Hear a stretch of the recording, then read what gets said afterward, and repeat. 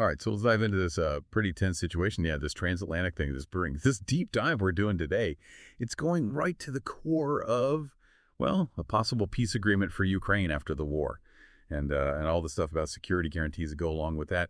Expert speaker one, and the timing is, well, couldn't really plan it better. Keir Starmer is heading to Washington to meet with President Trump, and it's all happening with, well, a lot of different opinions flying around. And nobody really sure what's going to happen next with Ukraine. Expert speaker, too.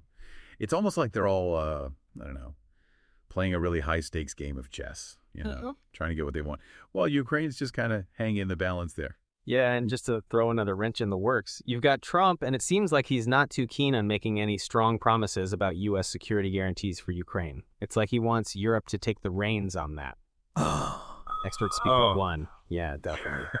This whole Europe first thing from Trump, yeah, it's definitely gotten people talking. Remember what he said at that cabinet meeting? Something like, I'm not going to make security guarantees beyond very much. We're going to have Europe do that. Europe is their next door neighbor. It's a pretty, I guess you could say, bold statement, especially when you think about how the U.S. has been involved in European security, through NATO and all that for ages. The U.S. has been a key player in making sure its European allies are safe. Expert speaker, too. And you can't ignore the fact that Europe, well, they're definitely committed to backing up Ukraine, but their military strength just doesn't compare to the U.S. So when you ask them to handle most of the burden, it makes you wonder if they can actually provide those rock-solid security guarantees. Yeah, and that puts Starmer in a bit of a tough spot, right, going into this meeting. His aim is to get Trump to commit to these guarantees and to set up they're calling it a backstop for any peacekeeping forces that might be needed. Expert speaker one. Basically, he's after a safety net to ensure that if peace does come to Ukraine, it lasts. But the big question is, what does a backstop even look like in this situation? Does it mean sending in troops, more financial aid, or some mix of both? Expert speaker two.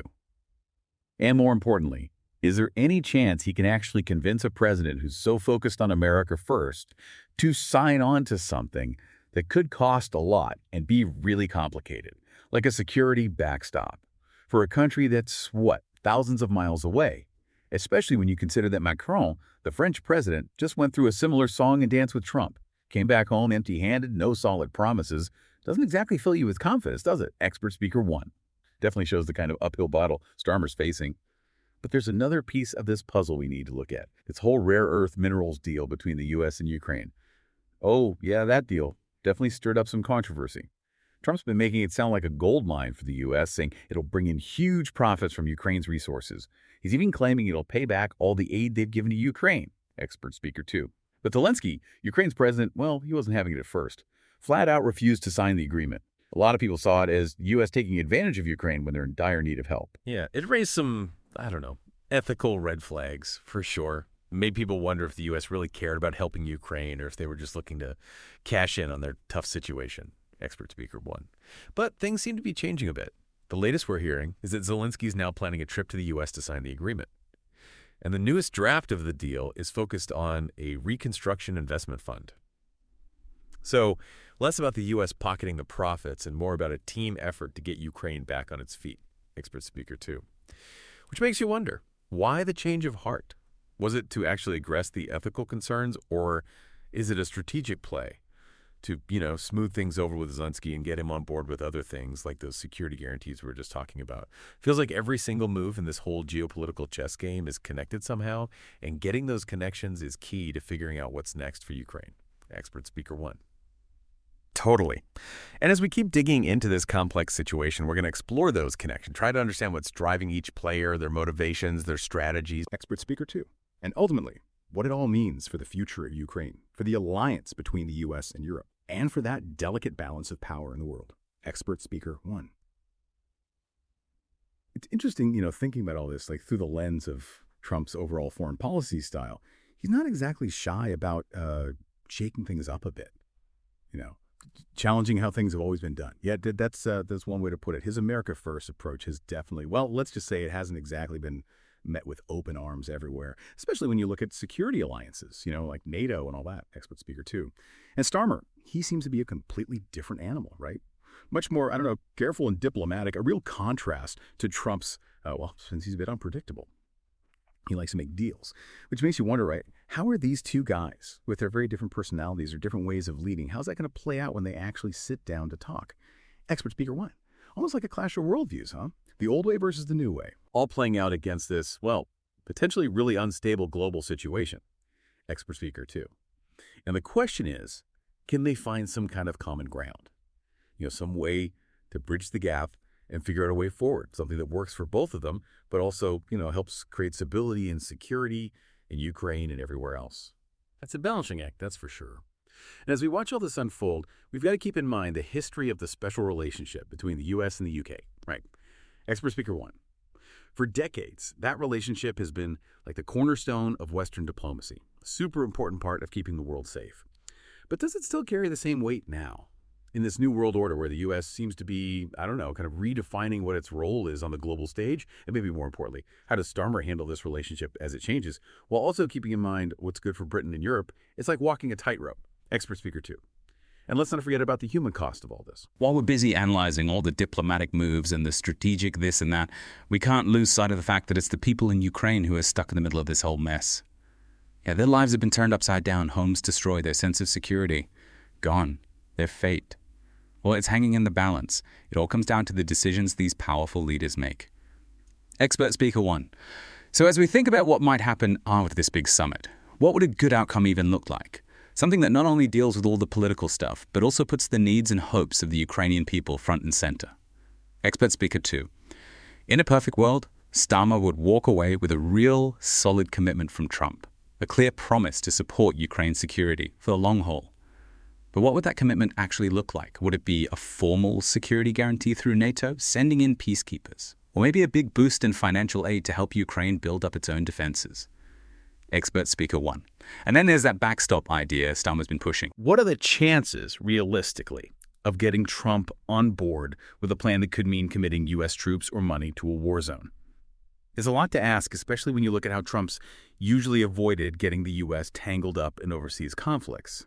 But maybe, just maybe, Starmer can use the UK's willingness to pitch in, along with promises from other European countries, to kind of sweeten the deal and get Trump to participate at some level.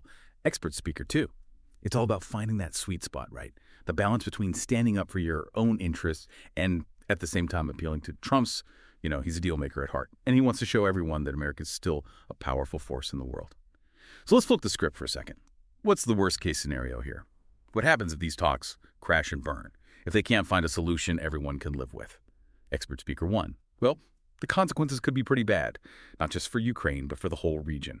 If Ukraine can't get solid security guarantees, it could make Putin think, hey, the West is divided, they won't stand up to me. And that's dangerous, expert speaker two. It could mean more attacks on Ukraine. More violence, a humanitarian crisis, even worse than what we've already seen. And it wouldn't end there, right? The fallout from something like that would reach far beyond Ukraine's borders. It would make NATO look weak, embolden other countries like China who might want to cause trouble, and it could trigger a whole new era of global instability. Expert speaker one. Yeah, we're talking about a huge shift in the global power balance. A scenario where all those rules and agreements that have kept things relatively stable for decades, they go out the window. And it's replaced by, well, chaos. A world where the strongest just take what they want. Expert speaker two. That's a scary thought. It really highlights how serious this whole situation is and the immense pressure these leaders are under as they try to figure out a way forward. It's a lot to take in. Easy to get lost in all the political maneuvering and strategic calculations, but in all of this, we can't forget about the human side of the story. Expert speaker one. The people of Ukraine deserve a chance at peace, a chance to rebuild their lives and their country. They need to be heard. Their needs have to be a priority, and their future needs to be secure. Not as pawns in some global power struggle, but as people who deserve dignity and the right to live in safety and freedom. Okay. So we've talked about a lot of stuff in this deep dive, huh? All the security worries, the diplomatic back and forth, the whole power struggle going on over Ukraine's future. As we start to wrap things up here, what are your big takeaways from all of this? Expert speaker two. I think what really sticks with me is how uncertain everything still is. Trump, he can be a bit unpredictable, right? And with that America First thing always on his mind, it's tough to know what he might be willing to compromise on, if anything at all. Expert speaker one. And we can't forget about that state visit invitation that's floating around, the one Starmer might offer to Trump. Could that be a bargaining chip? Maybe a way to, stroke his ego a bit and influence his decision? Yeah, maybe. A state visit to the UK, the whole 9 yards, that's got to be pretty tempting for Trump, right? But would he actually give up something big in return? That's the million-dollar question. Expert speaker, too. It's like a high-stakes poker game, you know, everyone trying to outsmart each other. And how this game ends, well, it's going to have a big impact on Ukraine and a whole power balance in Europe. So let's talk about what might happen. What are the most likely scenarios for Ukraine's security going forward? Expert speaker 1. One possibility is that Trump just sticks to his Europe first guns. Basically tells Europe, you guys deal with Ukraine, I'm out. If that happens, you'd probably see a bunch of different guarantees from different European countries, some more willing to help than others. Expert speaker 2. But wouldn't that leave Ukraine in a pretty shaky position? You know, not really knowing who to count on if things went south again? Yeah, that's a precarious spot to be in for sure. What other possibilities should we be thinking about? Expert speaker 1. Another scenario, maybe not as likely, but still possible, is that Trump cuts some kind of deal with Putin. Maybe something where Ukraine gives up some territory or the sanctions get lifted in exchange for, well, a vague promise of peace. Wouldn't it just look like giving in, though? And what kind of message would that send to other countries who might want to try something similar? Expert speaker 2. It would definitely cause a lot of controversy. And it would raise some serious doubts about whether the whole system of international rules and cooperation that's been in place for decades, if that's still going to work. It might mean a shift to a world where it's all about power, you know. The strong countries call the shots and the weaker ones have to go along with it. That's not a very comforting thought. Is there a middle ground here? Some way to guarantee Ukraine's security without emboldening Russia or, you know, messing up the whole international order? Expert speaker 1. Well, there is one more possibility, although it's going to be tough to pull off. Starmer could somehow convince Trump to sign on to a stronger security agreement for Ukraine, maybe through NATO or some other kind of multinational deal. That would require Trump to really change his thinking, though, wouldn't it? You'd have to put the idea of global security ahead of his America First instincts. Expert speaker 2. It would. But crazier things have happened in international diplomacy, right? If Starmer can make a really convincing argument, something that appeals to Trump's, you know, he likes to make deals and he wants America to look strong on the world stage. If Starmer can play those cards right, there might be a chance, even a small one, that he can get a real commitment from the U.S. So as we close out this deep dive, it seems like the future of Ukraine's security is still up in the air. A lot of moving pieces, no easy answers. Expert speaker 1. What's certain is that the decisions made in the next few weeks and months are going to have huge consequences, not just for Ukraine, but for the whole world. Expert speaker 2. And as we go forward, we've got to stay informed, pay attention to what's happening in these negotiations, and keep talking about the challenges and opportunities facing Ukraine and the global community. We've looked at a bunch of possible outcomes here, everything from a fragile peace to a bigger conflict and everything in between. And even though we can't see the future, this deep dive has given us a better grasp of what's really going on, the motivations of the key players, and the potential consequences of what they do. Expert speaker 1. At the end of the day, Ukraine's fate isn't just in the hands of these powerful leaders. It also depends on whether the international community as a whole is willing to stand up for the principles of respecting each other's sovereignty, territorial integrity, and finding peaceful solutions to disagreements. Expert speaker 2. And as we keep watching this whole thing unfold, we want to encourage you, our listeners, to stay involved, ask the tough questions, and think about what you can do to help create a more peaceful and just world. Thanks for joining us on this deep dive into the complicated and constantly changing world of international affairs. Until next time, stay curious, stay informed, and thanks for listening.